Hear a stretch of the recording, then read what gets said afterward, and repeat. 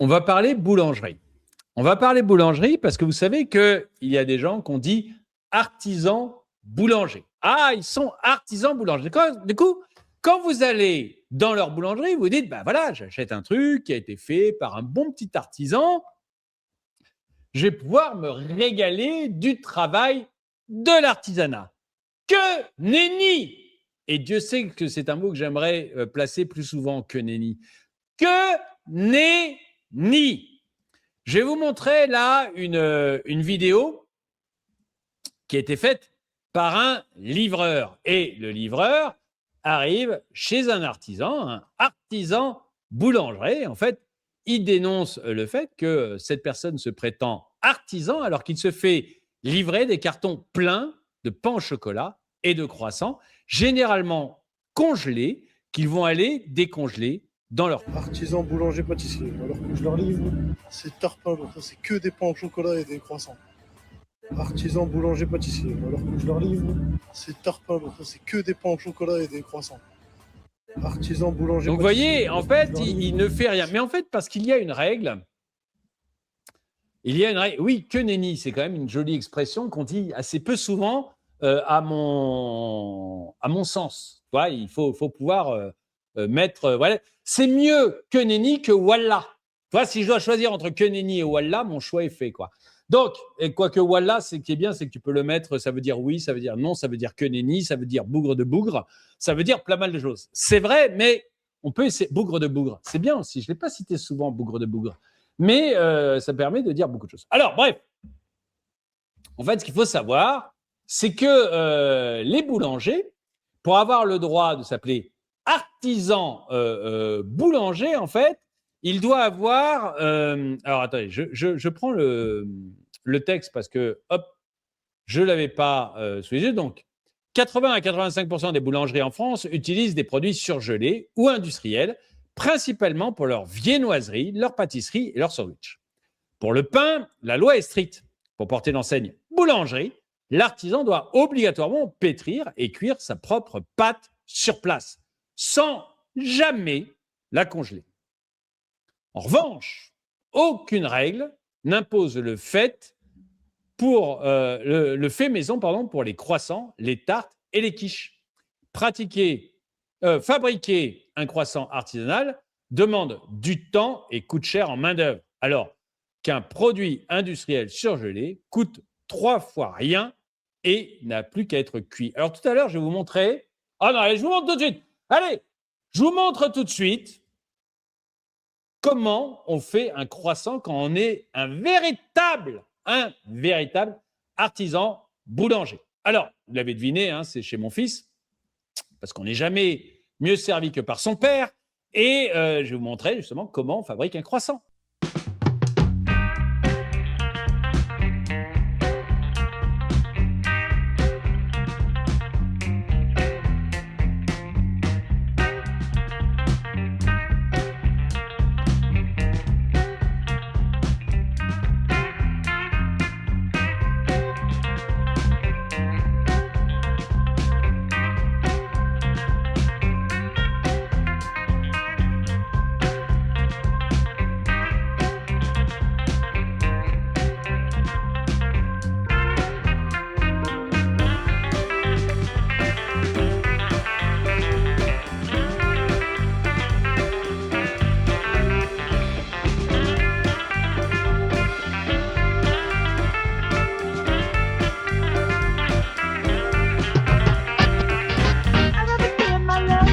Voilà comment on fait des croissants en fait dans une boulangerie normale. Alors c'est sûr que ça prend plus de temps que de prendre le croissant congelé et d'aller le foutre dans un four et de servir des croissants pas médiocres mais carrément merdiques. Donc c'est vrai que c'est la nouvelle boulangerie. Tout à fait la même chose, mais si vous voulez voir le résultat, ça ne donne pas non plus la même chose au goût. Et vous voyez, là, les croissants, ils sont quand même très sympas à voir. Alors, il y a plein d'autres choses, hein, excusez-moi, mais je voulais vous montrer les croissants. Vous voyez, c'est quand même autre chose, quoi. Quand vous ouvrez, voilà, quand vous les regardez, vous voyez que c'est quand même un autre type de croissant. Et c'est quand même nettement meilleur que ceux que font les soi-disant artisans boulangers, quoi. Il n'y a pas à dire. Alors ça, c'est une influenceuse qui a fait cette vidéo sur mon fils et qui dit qu'il a le meilleur jambon beurre de Paris. Et je voudrais d'ailleurs remercier réellement, alors c'est Fléchette, je crois, hein, qui est passé chez mon fils ce week-end. Mathieu me l'a dit. Mon fils, c'est le barbu. Hein. Mathieu m'a dit que quelqu'un était passé, qu'ils ont pu discuter un petit peu et que c'était marrant, quoi. Ça l'avait bien amusé. Ça avait été plutôt sympa. Alors, oui, c'est Flashette. Voilà, c'est Flashette qui était passé à la boulangerie de mon fils. Et voilà, ils avaient trouvé ça sympa. Ils ont discuté un petit peu ensemble. Et mon fils avait trouvé ça très, très sympa. Donc, voilà, vous pouvez y aller. C'est rue du Commerce à Paris, à côté de l'église, tout début ou tout à la fin de la rue du Commerce, en fonction d'où vous démarrez la rue. En fait, il faut bien voir les choses comme elles sont. Mais voilà, c'est autre chose. Et c'est vrai que quand on voit là Vous savez que moi, j'ai failli devenir boulanger. 3615 My Life. Mais j'ai pensé à être boulanger et j'étais allé me renseigner. Artisan boulanger. Alors, coup de peau, je ne l'ai pas fait. Alors, pourquoi je dis coup de peau? Parce que c'était en 2019, en octobre 2019, que je devais commencer ma formation. En fait, j'hésitais entre boulanger et youtubeur. Et en octobre 2019, j'allais commencer ma formation de boulanger. Et c'était quand même 9 000 €. Hein. C'était pas gratos. Et en mars 2020, on était tous confinés. Donc, j'aurais fait ma formation depuis chez moi dans mon bureau. Je suis pas sûr que j'aurais appris grand-chose, quoi. Mais l'une des choses qui m'ont fait dire, non, finalement, je ne ferai pas boulanger, c'est justement parce que lorsque je suis arrivé,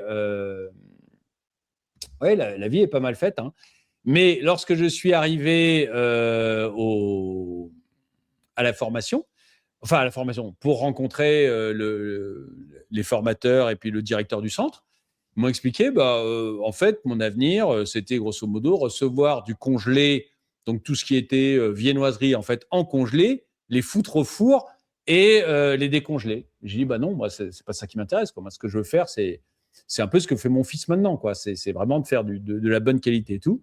Et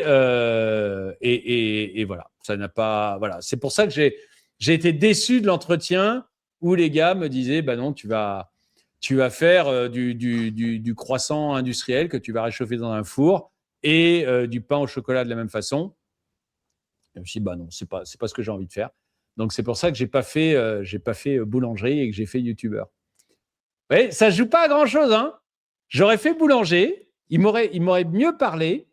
J'aurais fait boulanger, j'aurais probablement fait faillite en 2020 avec le Covid. Et aujourd'hui, je serais probablement à me demander encore ce que je fais de ma vie. Là, coup de peau, j'avais la deuxième piste qui était d'essayer de monter une chaîne YouTube et le Covid m'a aidé plutôt que de me desservir.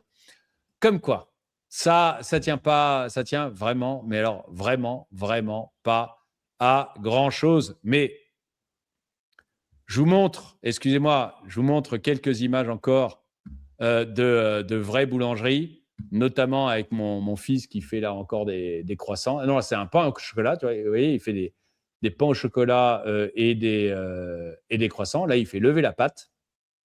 En fait, c'est des trucs que vous préparez, après vous faites lever la pâte et puis vous pouvez, vous les mangez un peu, mais qu'est-ce que c'est bien. Donc, rouge et blanc à